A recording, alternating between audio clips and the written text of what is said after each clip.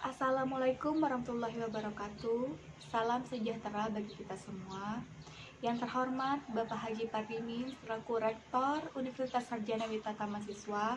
Yang saya hormati Bapak Ibu Guru Dosen selaku pengampu mata kuliah Keterampilan Berbahasa Indonesia Lisan.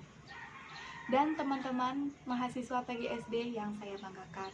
Pertama-tama marilah kita panjatkan puji dan syukur atas kehadirat Allah Subhanahu wa taala, atas berkat rahmat dan karunia-Nya kita masih bisa bersama-sama hadir di tempat yang mulia ini dalam keadaan sehat walafiat. Salawat beserta salam kita limpahkan kepada junjungan kita Nabi Muhammad SAW, tak lupa kepada keluarganya dan mudah-mudahan kepada kita selaku umatnya. Teman-temanku sebangsa dan setanah air, negara kita yang tercinta ini, Republik Indonesia, merdeka karena persatuan dan kesatuan. Tanpa adanya persatuan, tak akan ada yang namanya Republik Indonesia. Maka kita harus berterima kasih kepada para pemuda yang pada tanggal 28 Oktober 1928 telah mengikrarkan satu nusa, satu bangsa, dan satu bahasa. Inilah hakikat persatuan Indonesia. Karena sebagaimana diketahui, negara kita ini dibentuk dari beraneka ragam suku, bahasa, adat istiadat, agama, dan budaya. Tentu tak mudah untuk menyatukan perbedaan tersebut, namun bukan juga sesuatu yang tidak mungkin dilakukan. Bangsa Indonesia adalah bangsa yang besar, memiliki kepulauan dan lautan yang sangat luas, terdiri dari bermacam-macam suku bangsa, bahasa daerah, adat istiadat, agama dan kepercayaan, ras, warna kulit, dan peradaban yang berbeda. Hal ini terwujud dalam semboyan bangsa Indonesia, Bhinneka Tunggal Ika. Semboyan Bhinneka Tunggal Ika berarti berbeda-beda tetapi tetap satu jua. Semboyan Bhinneka Tunggal Ika dipergunakan sebagai upaya mempertahankan persatuan dan kesatuan bangsa Indonesia dalam perjuangan mengisi kemerdekaan. Untuk mewujudkan cita-cita negara yang merdeka, bersatu, berdaulat, adil, dan makmur. Keberagaman bukan merupakan unsur perpecahan, namun justru yang menciptakan persatuan bangsa melalui semboyan Bhinneka Tunggal Ika. Selain itu, Pancasila sebagai dasar negara juga menyebutkan dalam salah satu silanya, yakni sila ketiga yang berbunyi Persatuan Indonesia, yang menekankan pada pentingnya rasa persatuan dan kesatuan dalam suatu negara. Indonesia terdiri dari 34 provinsi, 6 agama yang diakui, dan 1331 suku bangsa yang tersebar di seluruh pelosok daerah Nusantara. Ini merupakan bukti nyata kemajemukan dan pluralisme Indonesia sebagai suatu negara yang besar. Perbedaan dan keberagaman merupakan aset dan sumber daya yang perlu dikembangkan. Adanya perbedaan dan keberagaman bangsa Indonesia akan menjadi modal dasar pembangunan bangsa kita ini. Asalkan kita saling menghargai dan menghormati adanya perbedaan dan keberagaman tersebut. Betapa indahnya suatu perbedaan dalam keberagaman jika kita semua saling memahami, menjaga, saling melindungi, saling mempelajari bahasa dan budaya, serta tidak mengganggu keyakinan orang lain. Sebaliknya, jika masyarakat Indonesia tidak mau saling menghormati dan saling menghargai adanya perbedaan tersebut, maka akan menimbulkan berbagai macam masalah. Perkelahian antar suku, kekerasan, pelecehan, penghinaan, dan sebagainya. Kita adalah satu. Perbedaan yang ada seharusnya bukan hambatan untuk bersatu. Perbedaan itu harus tetap terus dijaga dan semuanya harus saling menghormati satu dengan yang lain. Dari sikap itulah lahir persatuan dan perdamaian yang akan membuat bangsa ini menjadi maju. Indonesia adalah contoh bagi dunia untuk belajar menghormati keberagaman dan pluralisme. Karena sekaya apapun suatu negara, jika terus-menerus terjadi konflik, maka negara itu tidak akan maju. Bermodalkan semangat persatuan menguasai teknologi, maka diharapkan akan terwujudnya negara Indonesia sebagai negara yang damai.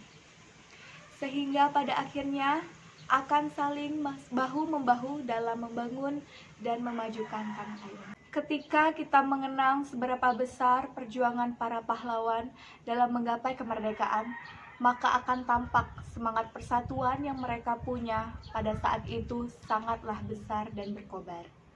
Bukan perbedaan suku atau bahasa yang mereka pentingkan, tetapi perasaan kesatuan yang sama, yakni menginginkan Indonesia merdeka dari penjajah.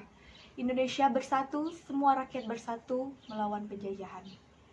Sudah begitu banyak fondasi awal yang telah dibangun semenjak Indonesia memerdekakan diri dari penjajah. Fondasi untuk mempersatukan segala aspek kebangsaan yang ada di negara ini. Seharusnya hal ini dapat memicu semangat dan persatuan warga negara Indonesia di masa sekarang ini. Sebagai warga negara Indonesia pada masa sekarang ini, kita pun harus tetap bisa menjaga persatuan dan kesatuan dengan cara memupuk rasa menghormati dalam keberagaman. Namun pada kenyataannya, pada masa kini yakni zaman globalisasi, masih banyak realitas sosial yang terjadi yang tidak sesuai dengan cita-cita luhur, yakni mempersatukan segala aspek kebangsaan yang ada di negara ini. Kondisi negara kita saat ini bagaikan katak dalam tempurung, yang sebenarnya belum mengerti betul apa itu persatuan yang sebenarnya. Julukan Indonesia sebagai negara pluralisme seakan tidak cocok lagi disematkan kepada Indonesia. Kita sebagai seorang warga negara Indonesia yang memiliki latar budaya, suku bangsa, maupun agama yang berbeda-beda, hidup di negara yang justru masyarakatnya tidak memiliki rasa toleransi dan saling menghargai antar umat manusia yang beragama. Agama dan etnis memang dua faktor yang menjadi ancaman terbesar perpecahan bangsa Republik Indonesia. Contoh nyata rusaknya persatuan di Indonesia adalah penolakan kepala daerah dari etnis tertentu. Pada kasus ini, yang ditolak adalah etnisnya. Kasus ini sekali lagi sebagai bentuk ancaman perpecahan persatuan dan kesatuan Republik Indonesia. Etnis dipermasalahkan berarti sebagai bentuk pengingkaran terhadap fondasi kesatuan negara Republik Indonesia yang pluralisme. Selanjutnya, ancaman keberagaman dalam bentuk agama. Kelompok tertentu melakukan kelompok kejahatan terhadap kelompok agama lain, pembubaran paksa atau pelarangan beribadah. Kelompok-kelompok tersebut tidak mengindahkan bahwa negara mengakui dan melindungi adanya keberagaman beragama di Indonesia. Maka dengan itu, setiap pribadi diri kita masing-masing hendaknya sadar. Ketika ada orang dari suku, agama, ras, dan dari golongan yang berbeda, bertemanlah dengan orang tersebut. Jangan pernah menjauhi dan membeda-bedakan orang. Jangan pula membanding-bandingkan orang antar suku, agama, ras, dan golongan satu dengan yang lainnya. Jangan menyamaratakan orang lain. Jangan pernah memaksakan kehendak pada orang lain, apalagi dengan melakukan pengancaman, pengeboman, pengeroyokan, teror, kekerasan, dan lain-lainnya. Jangan menghina dan menjauhi orang lain bila tidak ingin dijauhi orang lain. Jangan suka mencari kesalahan orang lain dan membesar-besarkannya, tetapi introspeksi diri terlebih dahulu.